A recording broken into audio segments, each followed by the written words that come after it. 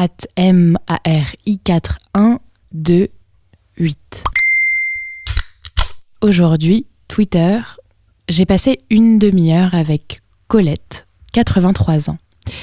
Derrière cette vieille femme alitée et nauséeuse, moi, je ne vois que son regard azur. Elle me regarde, ne quitte pas mes yeux. La maladie la prive des mots. Elle chuchote, mais c'est incompréhensible. Enfin, pas totalement. Je sens qu'elle veut communiquer.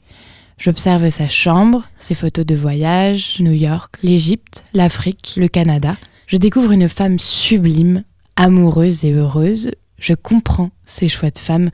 Ne pas avoir d'enfant pour se consacrer à l'amour de sa vie. Je ne juge pas, elle le sait, nous savons. 2015, la Tunisie.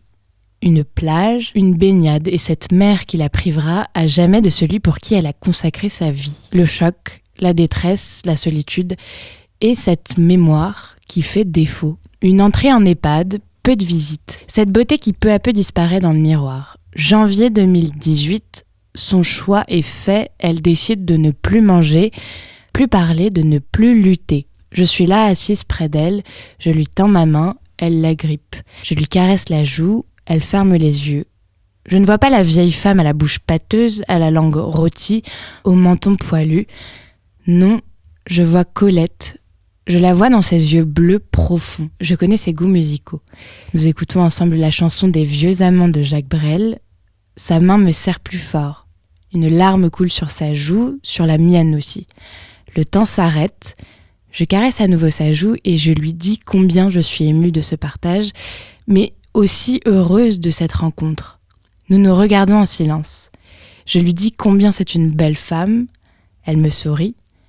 Colette lutte pour ne pas s'endormir. Elle me fait le cadeau de sa présence. Doucement, je la remercie et lui dis au revoir. Ses lèvres chuchotent un merci. Nos mains se détachent. Elle ferme les yeux et je quitte cette chambre. Colette va mourir, elle le sait, moi aussi.